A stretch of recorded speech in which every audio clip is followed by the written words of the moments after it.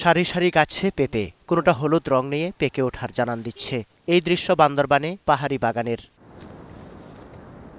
খরচ কম, লাভ বেশি, তাই জুম বাদ দিয়ে অনেকেই আগ্রহী হয়েছে পেঁপে আবাদে। জেলার সদর রোয়াংছড়ি, রুমা, থানচি, লামা, আলীকদম ও নাইখংছড়ির পাহাড়ে গড়ে উঠেছে অসংখ্য বাগান। ফলনও হয়েছে ভালো।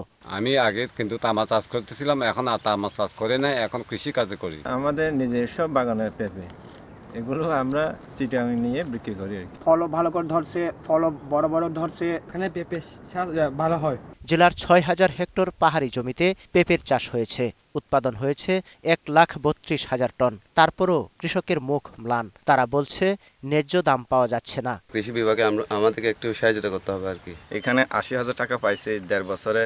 আর কৃষি বিভাগ যদি আমাদেরকে আরো সহযোগিতা করেন, আগামীবারে আমরা পাহাড়েরা এগিয়ে আসবো। দাম কম পাওয়ার জন্য মধ্যস্বত্বভোগীদের দায়ী করলেন কৃষি কর্মকর্তা। কৃষকদের সাথে এবং বড় বড় বিভাগীয় শহরে আড়তদারদের সাথে যদি একটা সম্পর্ক বা লিঙ্কেজ করে দেওয়া যায়, তাহলে তারা তাদের উচিত মূল্য পাবে বা ন্যায্য মূল্য পাবে। তখন তারা এই সমস্ত মধ্যস্বত্বভোগীদের হাত থেকে রক্ষা পাবে। সংরক্ষণ আর বাজারজাত সুবিধা নিশ্চিত করা গেলে পেঁপে আবাদ আরও বাড়বে বলে মনে করছে কৃষকরা। সমর ইসলাম, ২১ টেলিভিশন।